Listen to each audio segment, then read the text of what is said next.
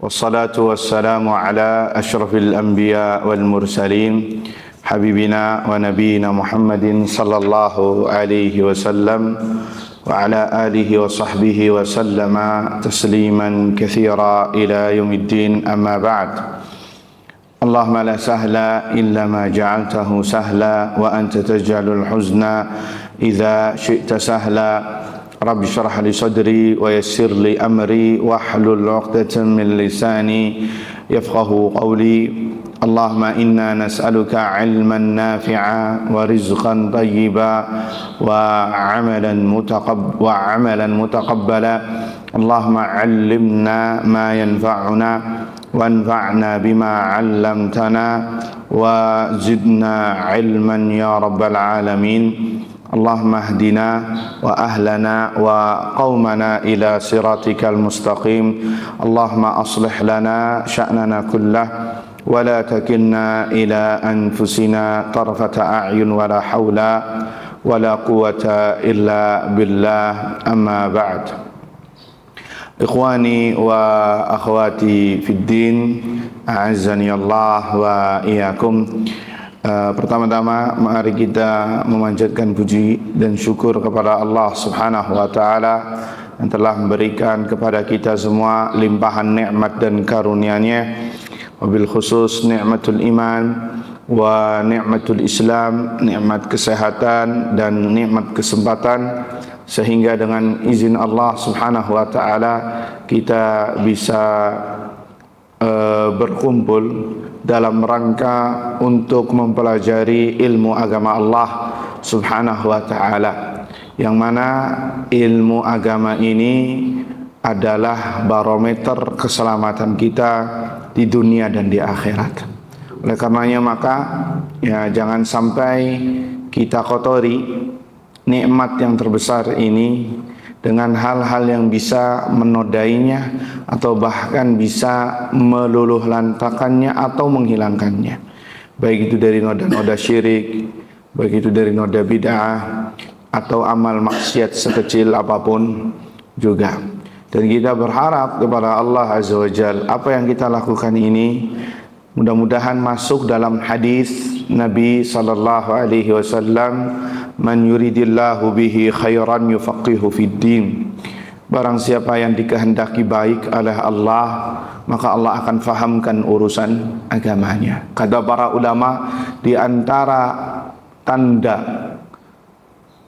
kebaikan pada seorang hamba adalah tatkala dia mau belajar ilmu agama. Di sela-sela kesibukannya, di sela-sela kehidupan dunianya yang mungkin tidak pernah terputus, dia mau belajar ilmu agama, meluangkan waktunya demi dalam rangka untuk menggali dan terus menggali ilmu agama Allah Azza wa Jalla. Maka kata para ulama, ini mudah-mudahan sebagai pertanda kebaikan yang Allah inginkan kepadanya di dunia dan di akhirat. Semoga kita termasuk dari porsi yang disebutkan Nabi sallallahu alaihi wasallam. Allahumma amin. Salawat serta salam kita haturkan kepada Nabi kita Muhammad sallallahu alaihi wasallam, kepada keluarganya, kepada para sahabatnya, dan yang setia meniti di atas sunnahnya hingga hari kiamat kelak. Allahumma amin. Ikhwani wa akhwati fid din, a'azzani Allah wa iyyakum. Judul kita kali ini adalah menggapai takwa Allah Subhanahu wa taala. Ya, menggapai takwa Allah Subhanahu wa taala. Mungkin kita sering mendengar kalimat takwa, wabil khusus para ikhwan yang mungkin setiap pekannya di hari Jumat sebelum khatib memulai isi khutbahnya, biasanya muqaddimah dari khutbahnya mengatakan dan saya mewasiatkan dan kami mewasiatkan kepada diri khatib pribadi dan kepada para hadirin sidang Jumat agar senantiasa meningkatkan keimanan dan ketakwaan kepada Allah Azza wa Jalla, yakni dengan menjalankan perintahnya dan menjauhi segala yang dilarang. Mungkin ini yang sering kita mendengar, mendapatkan wasiat takwa dari para khatib. Ya, bahkan di antara salah satu mazhab mengatakan bahwa khatib Jumat kalau tidak diselipkan dengan khutbah Jumat, jika tidak diselipkan dengan wasiat takwa, maka khutbahnya tidak afdal. Sebagian lagi mengatakan kayak mirip ketidak sah, walaupun tidak sampai terang-terangan, karena saking besarnya wasiat takwa. Ikhwani fiddin, azani Allah wa iyyakum. Kenapa kita memilih judul atau tema ini? Karena ya kami mengambil ya dari perkataan para ulama, di antaranya Syekhul Islam Taimiyah rahimahullah ta'ala, bahwa tidak ada wasiat yang lebih bermanfaat kecuali wasiat takwa. Tidak ada wasiat yang lebih bermanfaat kepada manusia kecuali atau melainkan wasiat takwa. Karena ya inilah yang Allah berikan wasiat kepada manusia di dalam Al-Quran. Dan inilah yang dilakukan oleh Nabi SAW kepada para sahabat berupa wasiat takwa. Kalau kita korek-korek di dalam Al-Quran ataupun di dalam sunnah Nabi SAW, maka akan kita dapati banyak sekali perintah dan wasiat takwa. Menunjukkan, kata para ulama, bahwa wasiat takwa itu bukan wasiat yang main-main. Wasiat yang sangat besar, yang apabila seorang hamba melaksanakan wasiat ini, maka dia pasti selamat dunia dan akhirat. Pasti. Karena tujuan kita dihidupkan di dunia ini dalam rangka merealisasikan takwa, yang mana ini hak Allah yang paling tinggi. Wa ma khalaqtul jinna wal insa illa liya'budun, kata Allah, dan tidaklah aku ciptakan jin dan manusia kecuali untuk beribadah kepadaku, mentauhidkanku, yang mana ujung dari ibadah agar seorang hamba menggapai menggapai derajat takwa. Ya, ini tujuan Allah Azza wa Jalla menciptakan kita di dunia, dalam rangka agar kita bertakwa kepada Allah Subhanahu wa ta'ala. Lebih khusus lagi, terperinci, sebenarnya ada wasiat takwa yang Allah wasiatkan di dalam Al-Quran. Sebut saja di surat An-Nisa ayat 131. Allah Azza wa Jalla berfirman, وَلَقَدْ وَصَّيْنَا الَّذِينَ أُوتُوا الْكِتَابَ مِنْ قَبْلِكُمْ وَإِيَّاكُمْ أَنِ اتَّقُوا اللَّهَ. Dan sungguh telah kami wasiatkan, kata Allah, dan sungguh telah kami wasiatkan alladzina utul kitab, yaitu orang-orang yang diberi kitab. Siapa yang diberi kitab? Yahudi dan Nasara. Ya, karena mereka diberi kitab di Taurat dan Injil. Min qablikum, sebelum kalian. Kemudian kata Allah, wa iyyakum. Tuh lihat. Dan kepada kalian wasiat ini kami tujukan. Kata Allah, agar apa? Anittaqullah, agar bertakwa kepada Allah Subhanahu wa ta'ala. Lihat, Allah terang-terangan ngasih wasiat kepada kita semua, kepada manusia secara umum, dari yang paling pertama sampai yang terakhir, agar bertakwa kepada Allah Azza wa Jalla. Makanya kata Syekhul Islam Ibn Taimiyah rahimahullahu ta'ala mengatakan, fa'ammal wasiyatu fama a'lam wasiyah anfa' min wasiyatillah wa rasulihi liman aqilaha wa tabi'aha. Adapun wasiat, tidak ada yang lebih bermanfaat ya ketimbang wasiatnya Allah dan wasiatnya Rasul SAW bagi mereka yang mau berfikir dan mengikuti. Apa wasiatnya? Wasiat takwa.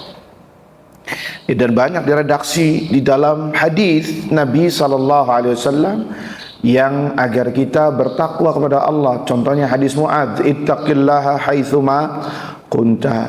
Ya, bertakwalah engkau dimanapun anda berada.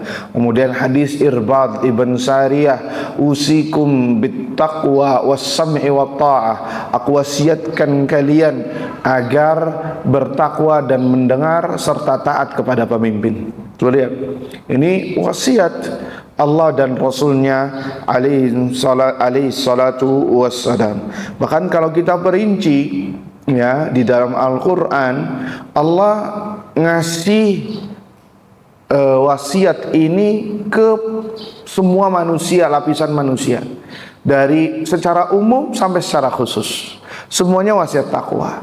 Yang pertama, Allah melegalisirkan, mengumumkan wasiat takwa kepada seluruh manusia, yang mukmin dan yang kafir. Allah Azza wa Jal berfirman di dalam surat An-Nisa ayat 1, ya ayyuhan nas ittaqullah, wahai sekalian manusia, bertakwalah kepada Allah. Afwan, ya ayyuhan nas ittaqu rabbakum, wahai sekalian manusia, bertakwalah kepada Rabb kalian. Tuh lihat, manusia suruh bertakwa kepada Allah, yang muslim, yang mukmin, yang kafir, ya suruh bertakwa kepada Allah Azza wa Jal. Ya, nanti kita sebutkan apa itu makna takwa. Adapun secara khusus Allah ngasih wasiat ini kepada orang-orang yang beriman. Dan redaksi ini dalam Al-Quran sangat banyak sekali. Sangat banyak sekali. Di antaranya surah Al-Baqarah 278. Allah Azza wa Jalla berfirman, ya ayyuhalladzina amanu taqullah. Ya, ini kalau nggak salah tentang ayat riba.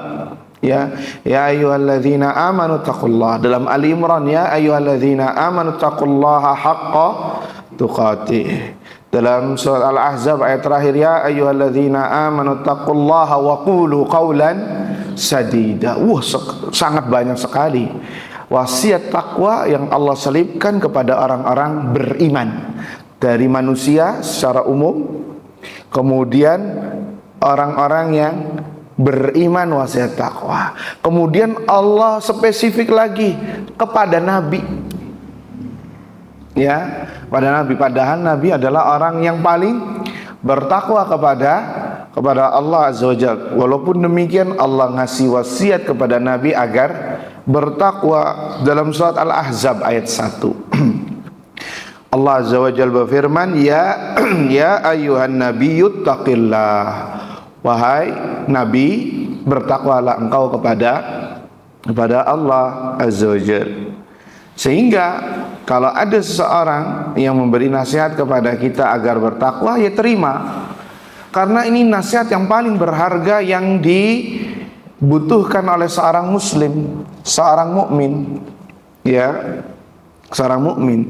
Tatkala ada seorang yang memberikan kepadamu, ya fulan, ya fulanah, bertakwalah kepada Allah, maka berterima kasihlah, ya, dan merenung, karena ini wasiat Allah Azza wa Jalla yang banyak di dalam Al-Quran. Pernah suatu ketika Harun Ar-Rasyid, Khalifah, Amirul Mukminin, pernah melewati seorang Yahudi yang miskin, penjual minyak. Kala itu Harun Ar-Rasyid sedang menaiki kendaraan yang mewah, onta, bersama ajudannya. Kala itu melewati seorang Yahudi yang miskin. Kemudian Yahudi ini mengatakan, ya Amirul Mukminin ittaqillah, wahai Amirul Mukminin, bertakwalah pada Allah. Lihat, ini orang kafir yang mengatakannya. Tapi bagaimana responnya Harun Ar-Rasyid? Apakah dia mengatakan, diam engkau kafir, apa faedahmu mengatakan bertakwa kepada Allah? Tidak seperti itu.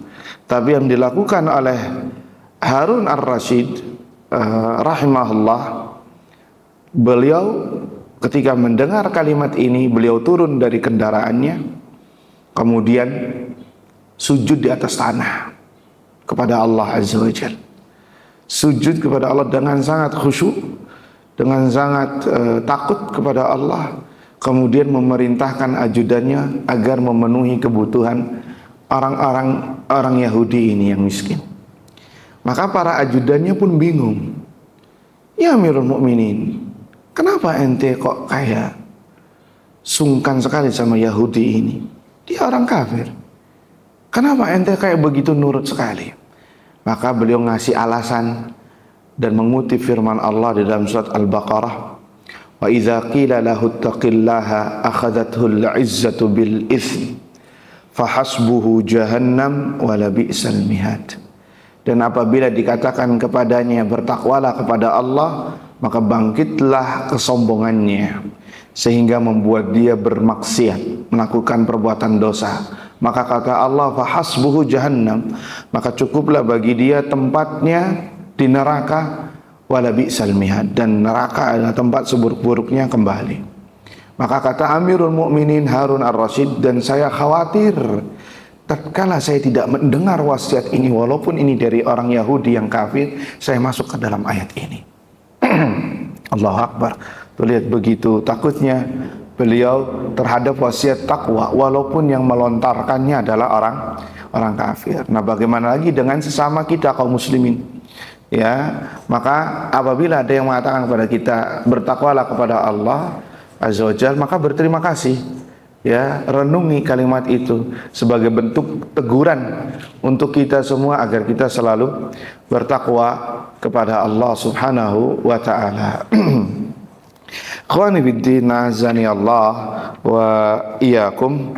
Itu sekedar mukaddimah dari kenapa kita memilih tentang tema agar kita bisa bertakwa kepada Allah Subhanahu wa taala.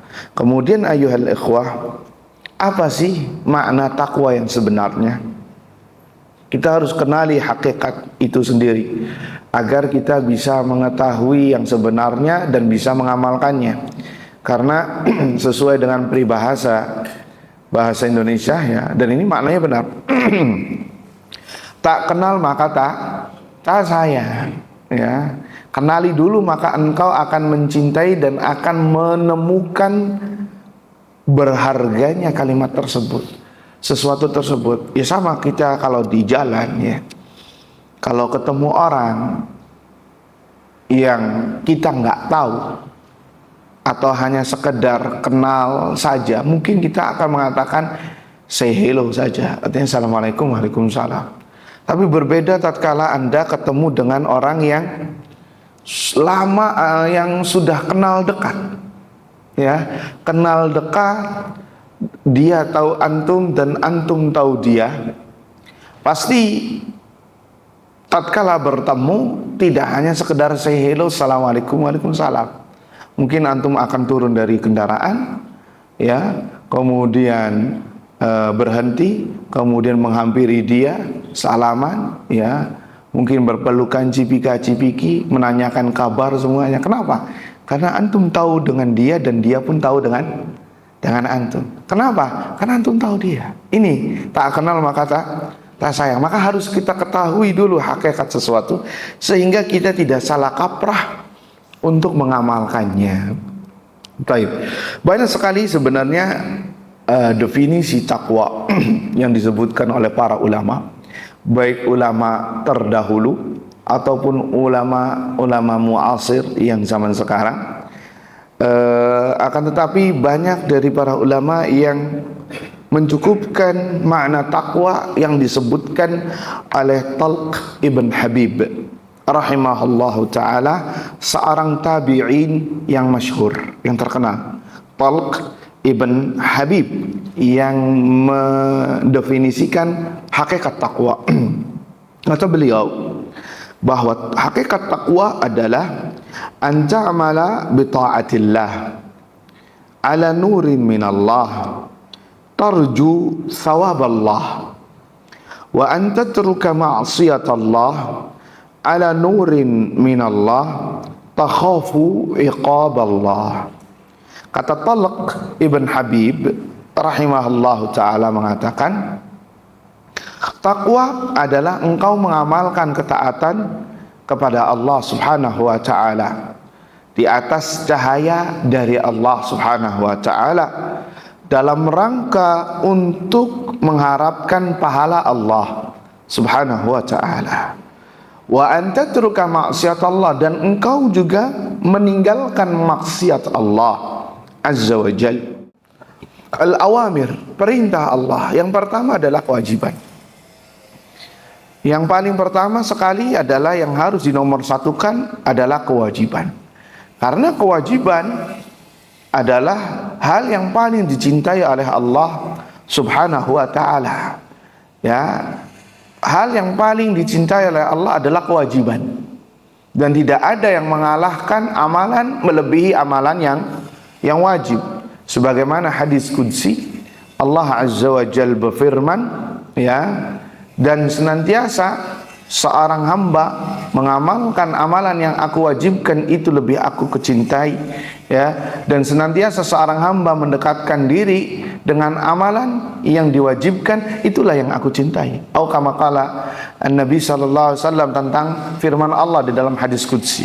Artinya bahwa kata para ulama bahwa amalan yang wajib itu sangat diprioritaskan dan tidak boleh dinomorduakan, harus, karena ini yang paling dicintai oleh Allah. Dan kita tahu makna yang wajib adalah apabila dikerjakan mendapatkan pahala dari Allah Azza wa Jalla, tentunya dengan ikhlas, dan apabila ditinggalkan maka dia berhak mendapatkan hukuman atau berhak mendapatkan dosa, ya. Dan ini sifatnya wajib, harus dilaksanakan. Seperti salat 5 waktu. Salat 5 waktu wajib untuk dilaksanakan karena hukumnya wajib. Apabila seorang meninggalkannya berdosa. Begitu juga amalan-amalan yang wajib lainnya, puasa Ramadan, zakat mal, ya, bagi yang dilebihkan hartanya oleh Allah, haji bagi yang mampu. Maka apabila dia mengulur-ngulurnya atau menundanya, bahkan sampai meninggalkannya, maka dia berdosa. Karena amalan ini adalah amalan yang sifatnya wajib. Kemudian yang kedua, di antara perintah Allah Azza wa Jalla adalah sunnah yang non wajib, yang apabila dikerjakan mendapatkan pahala, dan apabila ditinggalkan tidak mendapatkan dosa, akan tetapi luput darinya pahala yang besar. Ya, seperti salat sunnah, salat rawatib, puasa sunnah, ya, qiyamul lail, dan amalan-amalan yang lainnya yang sifatnya sunnah. Dan amalan ini sifatnya adalah kesadaran dari pelakunya, dari yang mengamalkannya, dan tidak boleh dipaksa. Tidak boleh dipaksa. Kenapa tidak boleh dipaksa? Karena ini hukumnya apa? Hukumnya sunnah. Ini kita singgung nih. Sebagian sarana tarbiyah, entah itu sekolah, pondok, atau orang tua, antum misalkan punya anak, sebagian orang tua misalkan mewajibkan amalan yang sunnah, dan ini salah. Seperti contoh kalau di pondok, ya, apabila seorang musyrif, yakni pemandu atau yang pembimbing, pengawas santri di asrama atau sistem pesantren mengatakan yang tidak puasa sunnah Senin Kemis maka tidak mendapatkan jatah makanan, makan siang. Boleh apa tidak? Kayak gini, boleh apa tidak? Ini nggak boleh, karena dia telah menjadikan amalan yang sunnah sifatnya apa? Wajib. Nggak boleh. Atau seorang ayah, seorang ibu, atau wali atau pembimbing santri di asrama yang nggak sholat tahajud nanti disuruh bersihin kloset, toilet, kamar mandi, atau dikurangi atau akan mendapatkan poin pelanggaran. Boleh apa tidak? Nggak boleh, karena namanya antum mewajibkan amalan yang sunnah. Bisa dipahami? Ada lagi contoh, ya, ada OSIS di sekolahan, di pesantren.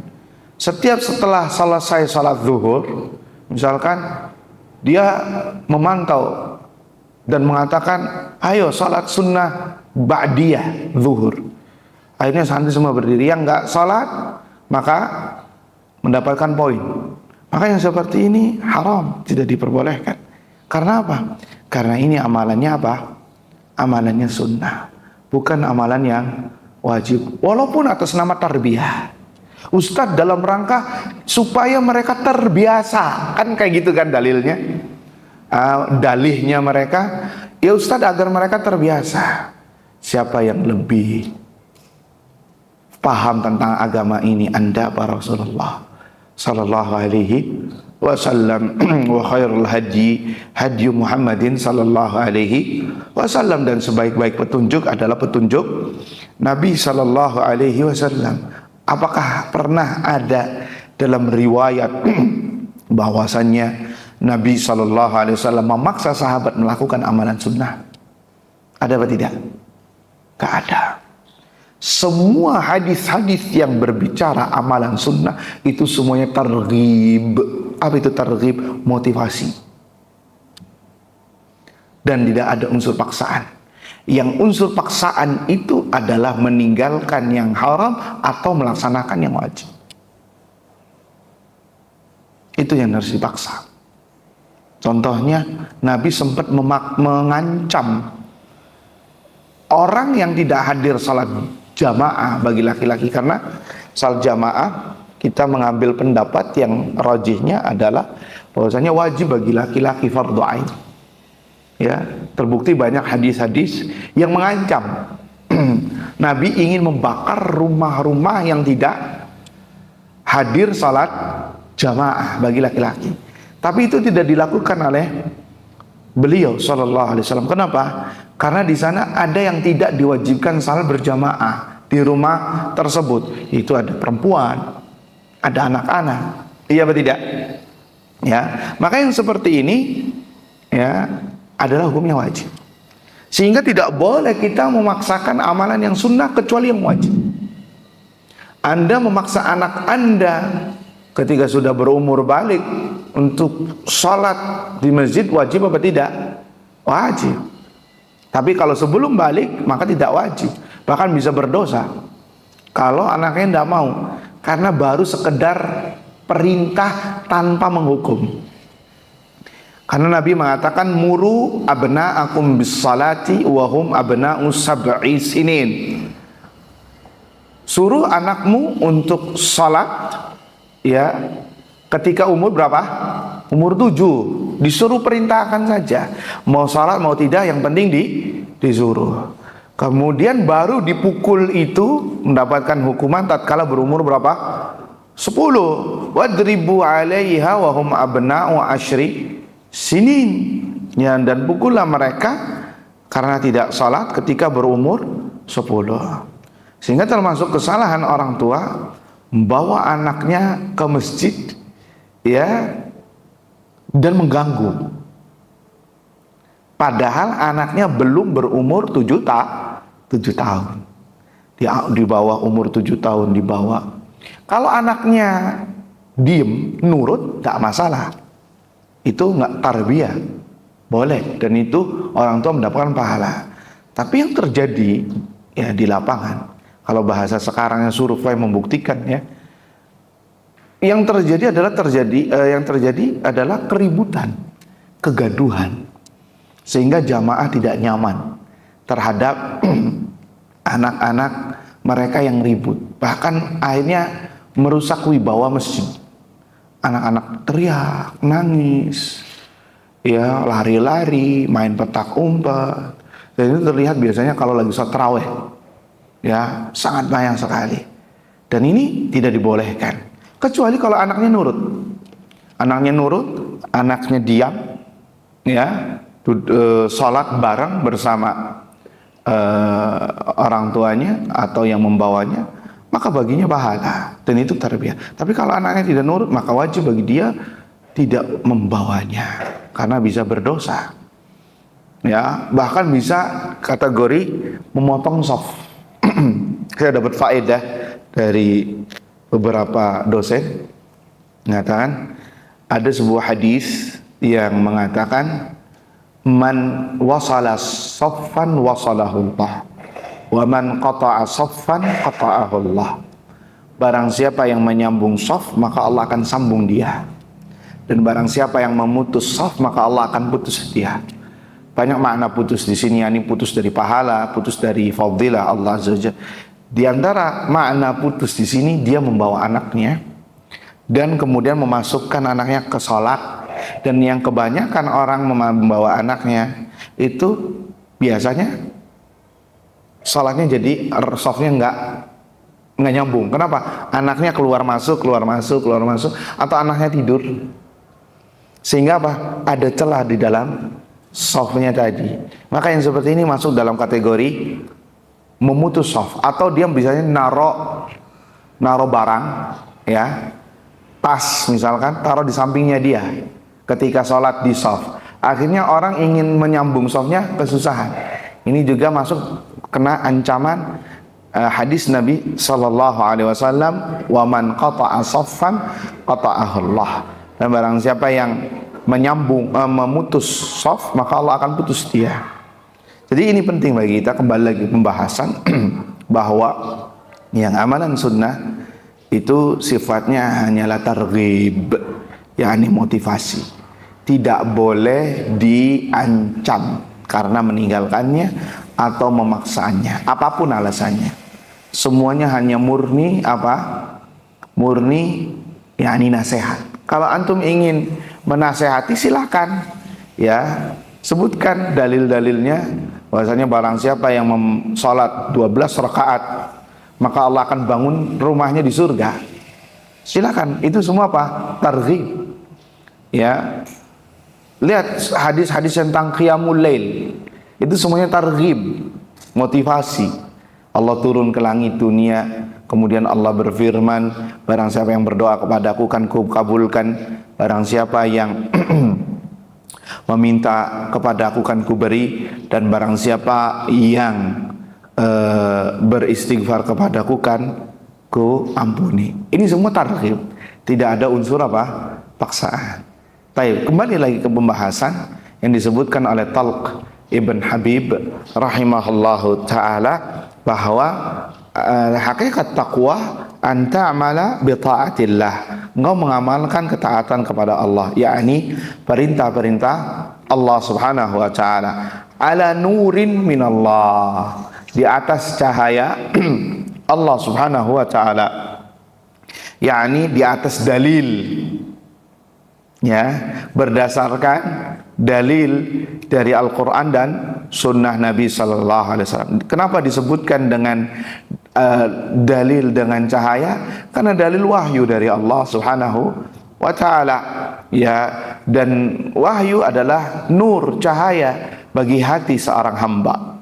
Sebagaimana pernah diisyaratkan oleh Imam Syafi'i ketika mengadu kepada gurunya Imam Waqi', ya, syaqautu ila waqi'in su'a hifzi fa arsyadani ila tarkil ma'asi wa qala a'lam bi anna al-ilma nurun wa nurullahi la yuhda lil 'asi. Kata Imam Syafi'i rahimahullahu taala, aku pernah mengeluhkan buruknya hafalanku kepada guruku Waqi', ya, fa arsyadani ila tarkil ma'asi, maka aku diperintahkan, ya, diberi petunjuk oleh guruku untuk meninggalkan maksiat, ya. Dan maksiat yang dilakukan Imam Syafi'i ini sebenarnya nggak sengaja, disebutkan oleh ulama, melihat betisnya wanita, nggak sengaja, ya. Dan Imam Syafi'i ini, Pak, ini mesin fotokopi yang berjalan. Jadi kalau beliau baca kitab, halaman sebelahnya itu ditutup. Kalau matanya noleh ke arah yang di halaman berikutnya maka langsung hafal. Tuh lihat Imam Syafi'i, ya, diberi anugerah oleh Allah hafalan yang kuat. Suatu ketika pernah ngelihat betisnya wanita, nggak sengaja hafalannya jadi rusak, Pak. Ya, subhanallah. Imam Syafi'i belum hidup di zaman sekarang kayaknya, ya. Kalau sekarang bukan hanya sekedar betis, lebih dari betis sebanyak, ya. Dan memang tempat itu mempengaruhi kualitas agama seseorang, Pak, ya. Kualitas agama seseorang, semakin baik lingkungan seseorang maka semakin bagus hafalannya. Makanya yang namanya pondok-pondok itu nyarinya bukan di kota, tapi di mana? Di gunung-gunung. Ya, kenapa? Untuk menghafalnya lebih gampang. Ya, untuk menghafalnya lebih gampang. Karena apa? Kurang maksiatnya atau minimalisir maksiatnya. Karena maksiat bisa berdampak kepada hafalan seseorang, ilmunya seseorang. Lihat seperti Imam Syafi'i, langsung rusak hafalannya. Akhirnya kata Imam Waqi rahimahullah ta'ala, wa qala a'lam bi anna al-ilma nurun. Ketahuilah bahwa ilmu agama adalah nur. Tuh, lihat, ini korelasi yang kita bahas. Apa nur?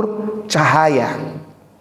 Wa nurullahi la yuhda lil 'asi. Dan cahaya Allah tidak diberikan kepada yang bermaksiat kepadanya. Makanya kalau ilmu ingin bermanfaat, ayuhal ikhwah, maka jauhilah maksiat.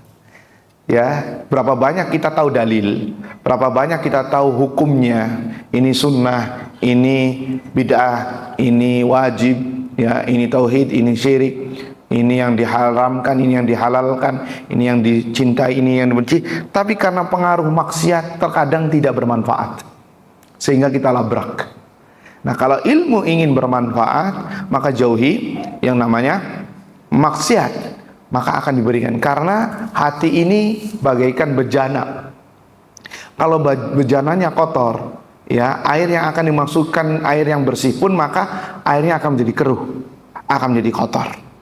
Ya, makanya kata para ulama, bersihkan hati terlebih dahulu agar ilmu yang diserap di dalam hati itu menjadi ilmu yang bermanfaat sehingga bisa melahirkan amal saleh. Taib ikhwani fiddin, azani Allah wa iyyakum. Kembali ke pembahasan. Makanya Talq ibn Habib rahimahullah ta'ala menggambarkan dalil dengan nur, cahaya dari Allah. Artinya kita belajar, kita mengambil perintah-perintah Allah berdasarkan dalil dari Al-Quran dan Sunnah, bukan karena perasaan kita, bukan karena kita menghukuminya ini baik, atau ikut-ikutan perkataan manusia, perbuatan manusia, ritual manusia. Tidak. Apalagi perkara-perkara baru dalam bab agama. Tidak. Yang biasa dikatakan dalam bab syariat bid'ah, yang kebanyakan orang agak alergi, kupingnya panas tatkala mendengar kalimat bid'ah ini. Padahal yang pertama kali mengatakannya siapa, Pak? Rasul sallallahu alaihi wasallam. Kullu bid'atin dalalah, setiap bid'ah sesat. Wa iyyakum wa muhdatsatil umur, wa in fa inna kulla muhdatsatin bid'ah wa kulla bid'atin dalalah. Yang mengatakannya adalah Nabi sallallahu alaihi wasallam. Sehingga amalan kita harus menjadi berhenti dengan rambu-rambu dalil. Jika amalan yang kita lakukan, ketaatan yang kita lakukan adalah amal saleh, ingin dikategorikan sebagai amal saleh, yakni Anda waqafun, engkau berhenti terhadap dalil. Qala Allah wa qala Rasul sallallahu alaihi wasallam, musallimun nafsak, engkau berserah diri, tunduk terhadap dalil dari Al-Quran dan Sunnah. Maka perkataan Talq ibn Habib ini mengharuskan kita untuk belajar, karena kita nggak bakal bisa tahu mana dalilnya dari Al-Quran dan Sunnah kecuali dengan apa? Mempelajarinya. Maka mempelajari ilmu agama agar kita bisa bertakwa adalah sesuatu yang diharuskan, sesuatu yang wajib. Sehingga apabila seorang hamba, seorang muslim tidak mempelajari ilmu agama, maka dia bisa berdosa. Karena sekali lagi, belajar ilmu agama hukumnya apa? Wajib. Ya, hukumnya wajib. Dari mana? Dari perkataan banyak, ya, disebutkan di dalam dalil. Di antaranya hadis Nabi sallallahu alaihi wasallam, man talabul ilmi faridatun ala kulli muslim. Menuntut ilmu agama, ya, ilmu agama bukan ilmu dunia. Ilmu agama hukumnya adalah faridah, kewajiban, fardhu ain bagi setiap muslim, apapun profesinya, entah itu dia seorang wirausaha, pedagang, pembisnis, dokter, ya, Selagi dia muslim, maka wajib bagi dia untuk menuntut ilmu agama dalam rangka untuk mendapatkan pahala dari Allah Azza wa Jalla, dalam rangka untuk mendapatkan ampunan Allah Subhanahu wa taala, dalam rangka mendapatkan surga Allah Azza wa Jalla yang seluas langit dan bumi, yang dengannya Anda mendapatkan pahala yang besar. Ini makna ikhlas. Sehingga penggalan kalimat ini, ayyuhal ikhwah, memberikan kepada kita syarat diterimanya amalan ada dua. Ya, mutaba'ah, mengikuti dalil, ala nurin minallah, mengikuti dalil dari Al-Quran dan sunnah Nabi Sallallahu Alaihi Wasallam, dan ikhlas harus ada pada diri seorang hamba agar amalannya diterima oleh Allah Subhanahu wa Ta'ala. Apabila salah satunya tidak ada, maka tidak diterima. Seorang mungkin ikhlas karena Allah tapi tidak bersumber dari Al-Quran dan Sunnah, amalannya diterima apa tidak? Tidak diterima. Nabi SAW bersabda, "Man amila amalan laisa alaihi amruna fahuwa raddun." Barang siapa yang beramal yang tidak ada tuntunannya dari kami, dalilnya dari kami, maka tidak diterima. Walaupun dia ikhlas karena Allah Subhanahu wa ta'ala, atau sebaliknya dia mengikuti Al-Quran dan Sunnah sesuai dengan apa yang diajarkan Nabi Sallallahu Alaihi Wasallam, tetapi ria, ingin mendapatkan pujian, ingin mendapatkan sum'ah, ingin mendapatkan sanjungan, ingin mendapatkan followers misalkan, ingin mendapatkan jempolnya, jempol like-nya manusia di medsos, ya, atau ingin mendapatkan secercah dunia apapun itu, ya, walaupun dia sesuai dengan sunnah, diterima apa tidak? Tidak diterima. Harus ikhlas karena Allah Subhanahu wa ta'ala. Maka penggalan kalimat Talq Ibn Habib ini menggambarkan kepada kita agar amalan yang kita lakukan harus ikhlas karena Allah Subhanahu wa ta'ala, dan yang kedua harus sesuai dengan sunnah Nabi Sallallahu Alaihi Wasallam. Maka itulah bernilai ketaatan kepada Allah Azza wa Jalla, yang dengannya seorang hamba mendapatkan pahala dari Allah Subhanahu wa ta'ala.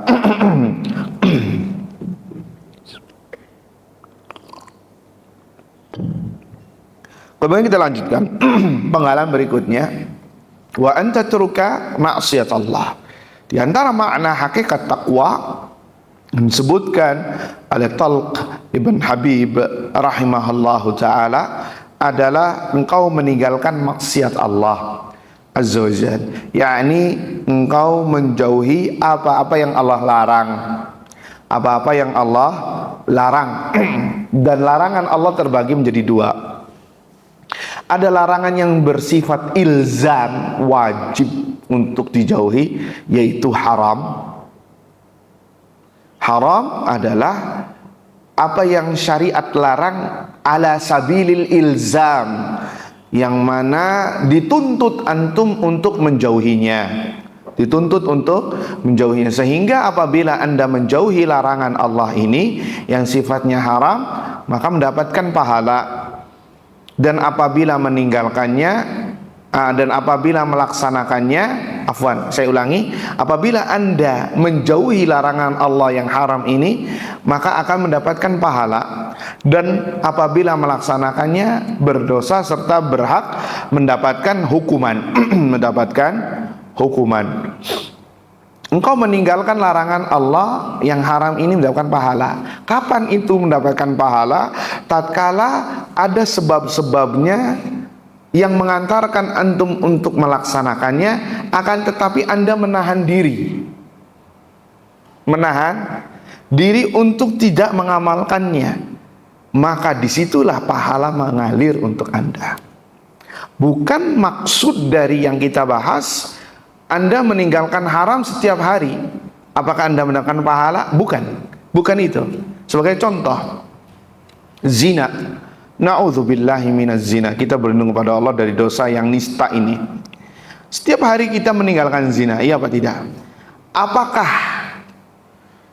setiap hari itu Anda mendapatkan pahala karena Anda meninggalkan zina walaupun tidak ada sebab-sebabnya? Tidak. Tidak mendapatkan pahala dalam mendapatkan pahala tatkala meninggalkan zina kapan? Tatkala sebab-sebab untuk mengantarkan Anda ke sana terbuka lebar. Dan zina sudah ada di depan mata. Tapi Anda menahan diri untuk tidak berzina karena takut kepada Allah Azza wa Jalla. Maka di sini nilai pahala Anda meninggalkan yang haram. Sebagai contoh kasusnya adalah kisah Nabi Yusuf alaihissalam. Ya, sebab-sebab Nabi Yusuf untuk berzina itu terbuka lebar. Bahkan bisa dikatakan hampir 100%, Pak. Sebab-sebabnya ada. Nabi Yusuf ganteng. Ya, setengah dari kegantengan manusia di muka bumi ada pada Nabi Yusuf. Kemudian wanitanya yang paling cantik di Mesir, di daerahnya. Ya, ini sebabnya. Kita sebutkan sebabnya. Kemudian yang mengajak berzina ini perempuan, wanita. Biasanya yang mengajak zina itu laki-laki, Pak. Bu, ya. Kenapa? Karena laki-laki dalam secara umum, ya, rasa malunya itu lebih kecil ketimbang wanita. Wanita rasa malunya besar. Ya. Sebagaimana perkataan Aisyah, oh, alhamdulillah, segala puji bagi Allah yang menjadikan wanita itu cantik dengan rasa malunya. Ya. Kemudian Nabi Yusuf tinggal di istana. Ya. Kemudian pintu dan jendela semuanya ditutup. Wa ghulliqatil abwab. Pintu-pintu tertutup dan yang mengajak zina tadi wanita. Wa qalat haitalak. Kesinilah engkau wahai Yusuf. Tuh lihat, sebab-sebab untuk berzina besar. Sehingga mungkin kalau bahasa matematisnya kita, ya, hitung-hitungannya, kalaupun Nabi Yusuf, waliyadzubillah, ini hanya perumpamaan, kalaupun Nabi Yusuf berzina, nggak ada yang tahu. Kenapa? Karena sebab-sebabnya sangat besar sekali. Dan Nabi Yusuf perantau. Beda, Pak, Bu, ya, perantau sama yang bukan perantau. Perantau itu lebih bebas ketimbang orang yang tinggal di kampung halamannya. Iya apa tidak? Karena orang kalau tinggal di kampung halamannya, dia agak sedikit hati-hati. Kenapa? Sekampung tahu dia. Iya apa tidak? Jadi kalau Anda berbuat maksiat, oh ini anaknya si fulan ini, oh anaknya si ibu fulana ini, kan saya laporin. Iya apa tidak? Berbeda kalau yang tinggal di perantauan. Mau maksiat mau apa nggak ada yang tahu, sehingga gampang untuk bermaksiat kecuali yang bertakwa pada Allah Azza wa Jalla. Lihat, sebab-sebab ini semuanya ada pada Yusuf, Nabiullah Yusuf. Tapi apa kata Nabi Yusuf? Ma'adzallah, aku berlindung kepada Allah. Innahu Rabbi ahsana mathwaya. Sesungguhnya Rabbi itu tempat yang paling baik kepadaku, yang untuk bergantung kepadanya. Makanya Allah paling, karena beliau jujur dan ikhlas, maka Allah palingkan, mudahkan untuk meninggalkan yang haram. Kadzalika linasrifa anhu su'a wal fahsya innahu kana min ibadina al-mukhlasin. Dan begitulah kami palingkan Nabi Yusuf dari perbuatan keji dan mungkar, karena sesungguhnya dia termasuk hamba kami yang ikhlas karena Allah, karena kami ya berbuat ikhlas, jujur dalam beribadah. Tuh lihat, ya, orang yang seperti ini baru mendapatkan pahala tatkala meninggalkan yang haram. Ya, tatkala hatinya menggebu-gebu, kemudian ia redam, ya, untuk tidak melaksanakannya, maka inilah mendapatkan pahala. Adapun setiap hari dia meninggalkan haram tanpa ada sebab-sebab yang mengantarkannya, maka tidak mendapatkan pahala. Ya, tidak. Baik. Derajat yang kedua adalah apa? Makruh. Ini bagian dari larangan Allah, tapi laisa ala sabilil ilzam. Tidak dipaksa untuk meninggalkannya. Akan tetapi orang yang meninggalkannya mendapatkan pahala karena ketakwaannya, dan apabila orang melaksanakannya, ya tidak mendapatkan apa-apa walaupun ya itu luput dari pahala yang besar. Sehingga orang yang makruh berbeda, melaksanakan yang makruh berbeda dengan orang yang melaksanakan haram. Haram harus dipaksa. Apabila orang melaksanakannya mendapatkan hukuman. berhak. Adapun yang makruh tidak boleh mendapatkan hukuman selagi itu makruh. Contoh, ada orang minum berdiri. Walaupun ini khilaf di antara ulama, ada yang sampai mengatakan ini haram, tapi pendapat yang masyhur ini adalah makruh. Antum menghukum anak antum karena dia minum berdiri, boleh apa tidak? Nggak boleh, karena hukumnya apa? Makruh. Yang benar dengan apa? Kasih nasihat. Kalau tadi di sunat targhib, ini tarhib. Jangan ya mewanti-wanti, tidak boleh, karena hadisnya Nabi melarang untuk tidak minum berdiri. Walaupun ini larangannya, sebagian ulama mengatakan larangan yang bukan haram, tapi larangan yang sifatnya makruh. Ya seperti ustadz menghukum santri yang minum berdiri misalkan, ini makruh. Ya, ini tidak boleh, sehingga jangan dikasih hukuman tapi dikasih nasihat. So, kalau orang yang makannya dengan tangan kiri, ini makruh apa haram? Haram, jelas. Kalau haram tegur, bahkan bisa kasih hukuman. Pertama tegur dulu tentunya, tegur. Kemudian kalau nggak mempan, kasih hukuman. Ya sudah, kalau kayak gitu, bapak nggak ngasih uang jajan lagi. Kalau antum tetap masih makan dengan tangan kiri, misalkan, ini sebagai hukuman. Ya, karena apa? Hukumnya wajib untuk makan dengan tangan kanan, minum dengan tangan kanan, istinja dengan tangan kiri, walaupun kidal orangnya. Kidal itu kan sebagian orang terjemahannya saya baru tahu ya, kiri dari lahir katanya. Ya, kiri dari lahir. Ya, baru tahu juga Pak ya. Masya Allah, alhamdulillah ada faedah. Kidal, kiri dari lahir, nggak boleh. Hatta orang kidal nggak boleh makan dengan tangan kiri, atau maaf cebok dengan tangan kanan, kecuali kalau punya uzur darurat seperti tangan kanannya bermasalah, ya patah tulang waliyadzubillah atau terkena apapun, ya maka ini hukum darurat. Kita tidak mengatakan lagi darurat, kita sedang berbicara hukum normal. Ya, adapun selain makan, minum dan maaf istinja, maka silahkan lakukan dengan tangan kiri. Misalkan main badminton dengan tangan kirinya, ya maka tidak masalah. Atau menulis dengan tangan kirinya, maka tidak masalah, ya. Atau apapun, ya. Tapi kalau masalah makan dan minum, makan dengan tangan kanan, istinja dengan tangan kiri, ya nggak boleh dibalik.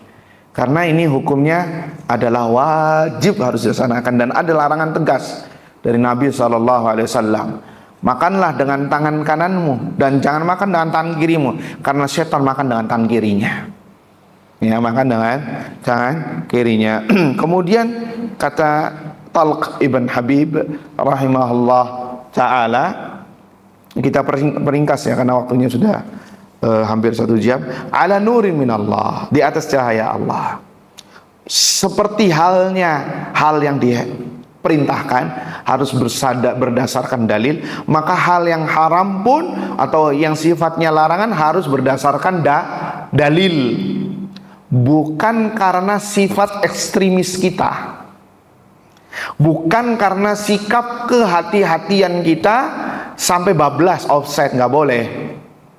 Larangan bagian dari ibadah, menjauhi larangan bagian dari ibadah, maka harus sesuai dengan dalil, apalagi atas nama agama.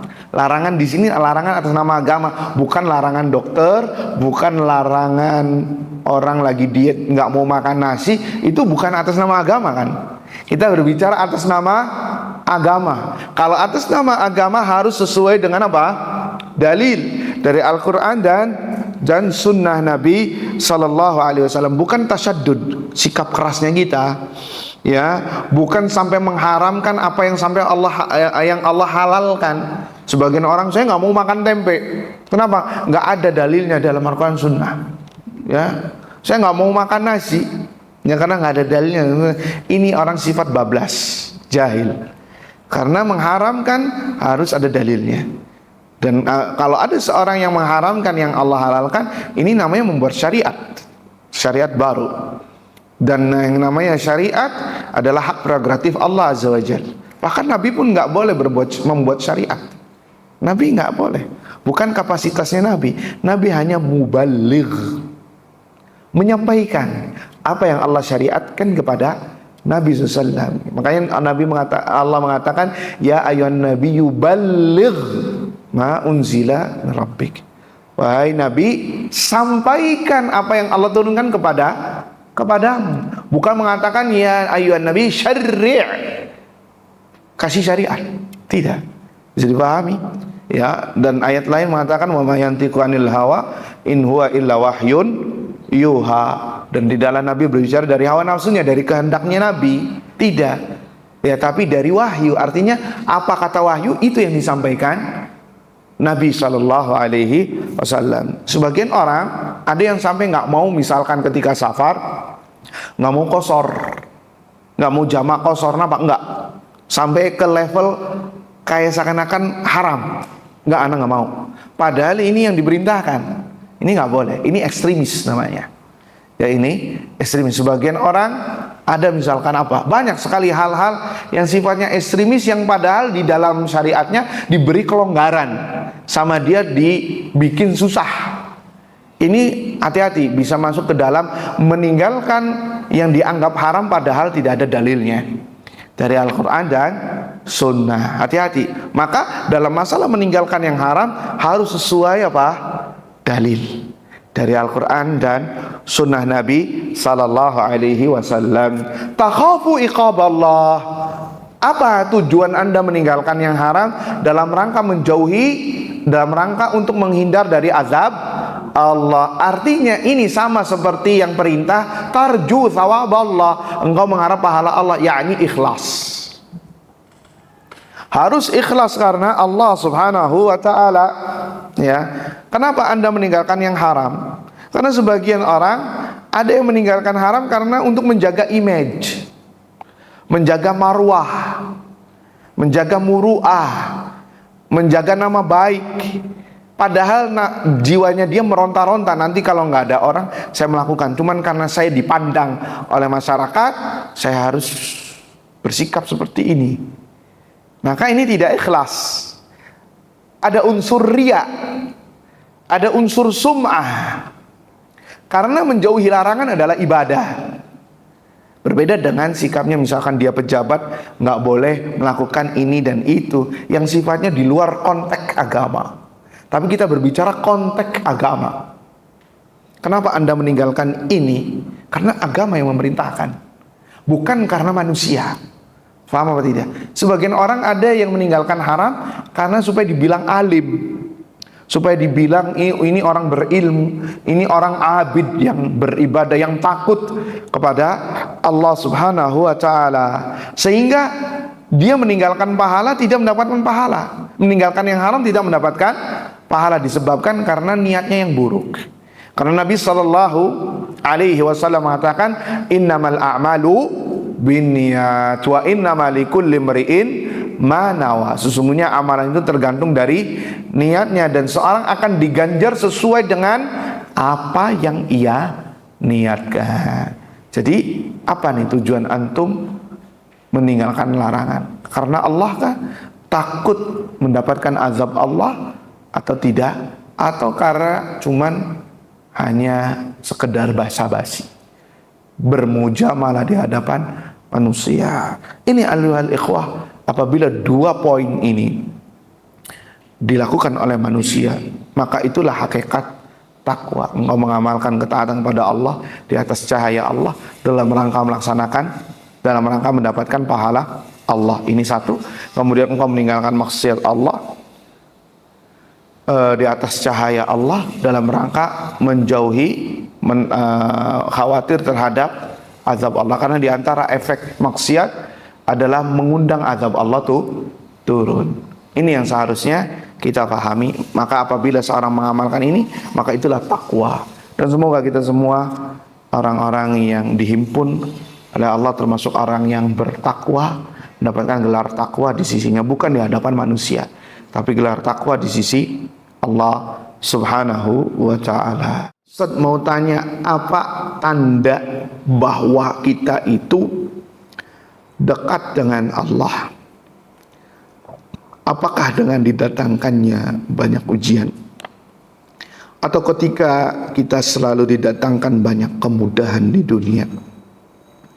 Atau bagaimana Ustaz tanda yang jelas bahwa kita telah dekat dengan Allah dan Allah cinta pada kita? Barakallahu fikum. Ini pertanyaan yang bagus ya. Kalau kita jawab panjang lebar, ini kajian berikutnya Pak. Ya, intinya bahwa tanda bahwasannya kita dekat dari Allah, kita dekat dengan Allah adalah dengan ketenangan hati.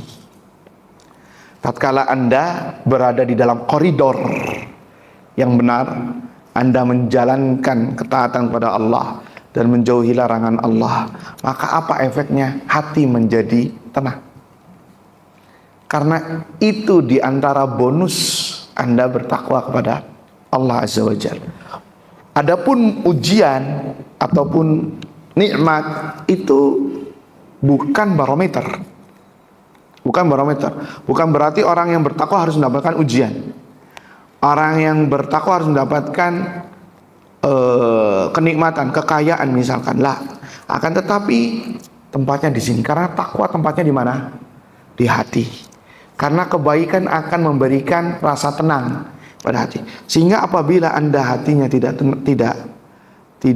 galau, mendapatkan ketenangan, maka itu diantara efek takwa. Dan mudah-mudahan itu adalah yang mendekatkan diri kepada Allah. Tatkala Anda merasa bahagia dengan melaksanakan ketaatan kepada Allah, dimudahkan oleh Allah Azza wa Jalla untuk melaksanakan ketaatan-ketaatannya, baik itu yang sifatnya wajib atau yang sifatnya sunnah, dimudahkan oleh Allah untuk menjauhi hal-hal yang diharamkan, yang dilarang oleh Allah Azza wa Jalla, ya, untuk untuk baik yang sifatnya haram atau yang sifatnya makruh, maka itu adalah bonus hasil dari takwa itu sendiri. Ya, karena Allah mengatakan ala bizikrillah tatma'innu alqulub. Ya, dengan ketahuilah bahwasanya dengan berzikir kepada Allah, mengingat kepada Allah, dekat dengan Allah, hati menjadi tenang. Hati menjadi tenang. Tatkala Anda beribadah khusyuk, tenang, ya, tidak terburu-buru, merasa ada tumakninah, maka itulah hasil dari buah takwa yang ada dalam hati. Adapun jika Anda beribadah kepada Allah pengennya gusar, gundah gulana, pengen cepat selesai, imam baca sedikit ayat yang panjang langsung ya, kebanyakan pada salat tarawih nih ya, malas untuk beribadah, maka itu diantara tanda hukuman Allah yang tidak dirasakan oleh kebanyakan manusia. Susah untuk beribadah kepadanya. Maka perbaiki hubungan kita kepada Allah Subhanahu wa taala, ya, dengan banyak bertaubat kepada Allah Azza wa Jalla, ya, diberikan taufik dan hidayahnya agar selalu mudah, diberikan kemudahan untuk melaksanakan ketaatan kepada Allah. Mau mempelajari ilmu agama Allah dengan antusias, itu juga bagian dari ibadah, bagian dari takwa kepada Allah Subhanahu wa ta'ala. Ya, jadi itu ayuhal ikhwah diantara penjelasan yang ada. Adapun ujian ini bisa jadi karena dalam hadis Nabi SAW mengatakan apabila Allah mencintai seorang hamba, ibtalahu, Allah akan memberikan ujian agar Allah tahu apakah dia benar-benar bertakwa, benar-benar beriman ataukah tidak. Ahasiban nasu ayyatruku ayyaqulu amanna, ahasiban nasu ayyaqulu amanna fahum la yuftanun wa hum la yuftanun. Apakah manusia mengira dibiarkan saja begitu saja untuk mengatakan beriman tetapi dia tidak diuji? Dan ujian ya bisa jadi ini sebagai bentuk kecintaan Allah kepadanya, tapi bukan barometer. Barometer Allah kalau cinta harus ngasih ujian, tidak. Itu kembali kepada hikmah dan perbuatan Allah Subhanahu wa taala. Dan juga bukan berarti orang yang bertakwa harus mendapatkan kenikmatan secara materi, karena kenikmatan bukan diukur dengan materi saja. Bisa jadi orang yang miskin itu orang yang paling bahagia ketimbang orang yang kaya. Orangnya kaya berapa banyak, dia nggak bisa tidur pak, karena mikirin bond, mikirin nota-nota utang piutangnya dia, perusahaannya dia, sehingga ya perut padahal udah kenyang tapi belum bisa tidur, sampai ngeluarin mobil untuk keliling ke kota tapi nggak ada tujuan. Tapi berapa banyak orang yang miskin sebelum sampai ke kasurnya sudah tidur duluan. Hatta di pengajian juga tidur, enak kan? Iya berarti kenapa? Nggak ada beban. Ya ini bagian dari kenikmatan. Tapi kebanyakan orang menilainya kenikmatan itu apa? Disifati dengan, dinilai dengan materi. Ini salah. Antum diberi kesehatan, anak-anak semuanya nurut sama antum, ya. Hidup hanya rumah yang sederhana, tidak ada hutang, tidak ada cicilan riba, ya, tidak ada hal yang harus dikejar. Maka itu sebenarnya nikmat yang luar biasa. Anda dan raja dunia itu sama kedudukannya, sama-sama ketenangan. Tuh lihat. Tapi kebanyakan orang menilainya harus punya istana, punya ini, punya itu, punya ini, baru dibilang nikmat. Jadi pahami pak ya. Sama di sini juga ada pembahasan tentang masalah apa tadi itu. Di sini ada pembahasan tentang tentang orang yang nyicil dari riba. Ya riba adalah hal yang haram, harus dijauhi. Bahkan Allah menyatakan perang bagi mereka yang melakukan riba, ya. Maka bertobat kepada Allah Subhanahu wa taala agar tidak melaksanakan perbuatan yang haram, ya. Saya pernah dapat konsultasi dari dokter, ya. Dokter mengatakan ada seorang dokter, padahal dokter ini dari segi dunianya mungkin ya bagus, ya betul ya. Tapi gara-gara dia utang di pinjol riba, apa yang terjadi? Uang 10.000 aja nggak punya. Bayangkan, nama gelar alma mater dokternya dicabut, izin prakteknya dicabut, istrinya minta cerai, kemudian dia selingkuh, ya akhirnya sekarang jadi supir truk. Uang 10.000 aja nggak punya. Tuh lihat, akibat dari apa? Perbuatan yang haram, riba. Allah menyatakan perang terhadap riba. Waliyatubillah. Ustaz izin bertanya, bagaimana hukum terkait denda? Biasanya hukum tersebut ada di pesantren. Sekolahan contohnya, kalau telat ke pesantren denda uang atau denda barang. Denda-denda yang tidak menyelisih agama, apakah ini dibolehkan? Sebaiknya sebisa mungkin jauhi yang namanya hukuman yang bersifat mengambil harta. Dan ini saya telah mendapatkan faedah dari guru kami Syekh Ibrahim bin Amir Ruhaili, hafizahullah. Beliau tidak menyarankan masalah hukuman dengan mengambil harta orang lain, karena khawatir masuk dalam kategori yakuluna amwalan nasi bil batil, memakan harta manusia dengan cara yang batil. Ya, dan ini nanti hukumnya bisa pincang pak. Kalau mungkin orang yang kaya, dia akan merasa ini sesuatu yang mudah. Tapi bagaimana mereka dengan yang orangnya pas-pasan duitnya, orang tuanya pas-pasan duitnya, dia uang jajannya pas-pasan, kemudian dirampas oleh pesantren, kan susah. Ini kezaliman nantinya, masuk dalam bab kezaliman. Maka saya tidak menganjurkan, bahkan bisa sampai ke bab melarang masalah ini. Didik hukuman itu, cari hukuman itu yang sifatnya mendidik, agar orang itu bisa mendapatkan pelajaran dari, bukan dengan masalah harta. Harta itu bisa nanti ya tajam di atas, tajam di bawah, tumpul di atas. Orang kaya gampang laksanakannya. Sama seperti agama non-Islam. Kalau ada yang berbuat dosa, maka ditebus dengan uang katanya. Nah kalau yang tajir diampuni dosanya. Nah kalau yang datang miskin, Ya, gimana? Ya sama seperti akhirnya sama kan seperti ini kan. Maka tidak dianjurkan. Cari hukuman yang sifatnya mendidik. Tentang menjamak salat isya di waktu saat maghrib karena alasan hujan. Namun di zaman saat ini sudah ada payung. Bagaimana Ustadz yang seharusnya dilakukan oleh kita? Mengambil rukhsah tersebut ataukah tidak? Menjamak ini seharusnya berjamaah.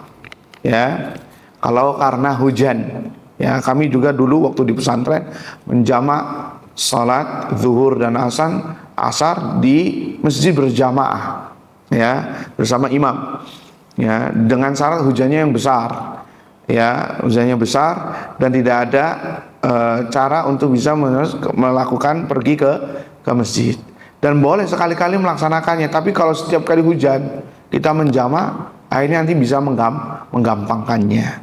Ini dengan syarat hujannya besar. Wallahu ta'ala alam, apakah dengan menjamak seorang diri karena hujan ini diperbolehkan? Wallahu ta'ala alam bissawab. Sebaiknya ya ditunggu terlebih dahulu sampai ada jawaban yang pasti. Terakhir, ini ada pertanyaan tentang takdir. Ya, apakah takdir itu bisa, definisi takdir itu seperti apa Ustadz? Apakah takdir bisa diusahakan? Saya ingin kuliah sebuah fakultas. Jika saya usahakan dan gagal, apakah sudah takdir? Jika diusahakan, apakah bisa merubah takdir? Ini pembahasan takdir, pembahasan yang panjang, ya jamaah sekalian. Saya pernah membahas masalah takdir satu kajian khusus, ya ada juga silakan di YouTube bisa dilihat. Intinya bahwasannya takdir, ya itu takdir adalah ketetapan Allah Azza wa Jalla yang sudah Allah tetapkan, ya 50.000 tahun sebelum penciptaan langit dan bumi. Karena Allah memiliki ilmu yang luas, saking luasnya ilmu Allah Azza wa Jalla sampai tahu apa yang akan terjadi. Ya'lamu ma kan wa ma lam yakun law kana kaifa yakun, kata para ulama. Allah itu mengetahui apa yang telah terjadi, mengetahui yang akan terjadi, dan sesuatu yang belum terjadi, dan jika terjadi Allah tahu hasilnya. Itu takdir. Kita kalau berbicara masalah takdir, berbicara masalah ilmu Allah, berbicara masalah kehendak Allah, berbicara masalah ilmu, kemudian catatan di Lauhil Mahfuz, kemudian kehendak Allah, dan yang terakhir penciptaan Allah tentang perbuatan hamba-hambanya. Ya, ini takdir. Dan takdir ayuhal ikhwah tidaklah ketahuan kecuali setelah terjadi. Tidaklah antum tahu takdir antum kecuali setelah terjadi. Sehingga kalau antum berhujjah dengan takdir, maka ya sebelum terjadi maka tidak bisa dijadikan alasan. Dan manusia karena nggak tahu takdir kecuali setelah terjadi, maka yang dituntut bagi dia adalah untuk merubah takdir agar bisa mendapatkan takdir sesuai yang diharapkan. Paham apa tidak? Sebagai contoh, siswa ingin lulus ujian, iya apa tidak? Ingin lulus ujian. Dia tahu nggak bahwa dia bakal lulus ujian? Tahu nggak sebelum ujian? Dia bakal tahu nggak? Nggak tahu kan? Karena dia nggak tahu takdirnya apakah dia lulus ataukah tidak, maka dia berusaha untuk apa? Berikhtiar. Dengan apa cara? Belajar. Dengan cara dia murajaah, mereview pelajaran. Jika tidak paham, dia bertanya kepada gurunya atau kepada teman, belajar kelompok dan lain sebagainya, agar dia bisa apa? Mendapatkan kelulusan, dan bukan hanya sekedar lulus, tapi dengan nilai yang baik, terbaik. Maka dia belajar untuk bisa mendapatkan takdir yang baik. Kenapa? Karena sekali lagi takdir tidak bisa kita ketahui kecuali setelah terjadi. Karena tidak tahu, maka kita tidak bisa berhujjah dengan takdir. Tapi kita dituntut untuk ikhtiar. Ikhtiar, dan itu yang dianjurkan oleh syariat. Ikhtiar adalah berusaha, ikhtiar adalah doa, dan doa bagian dari ikhtiar. ikhtiar. Dan itulah takdir. Dan iman kepada takdir ini akan membuahkan hasil apa? Tatkala antum mendapatkan nilai yang memuaskan sesuai dengan kehendak antum, maka antum tidak terlalu euforia dengan kesenangan. Kenapa? Itu takdir.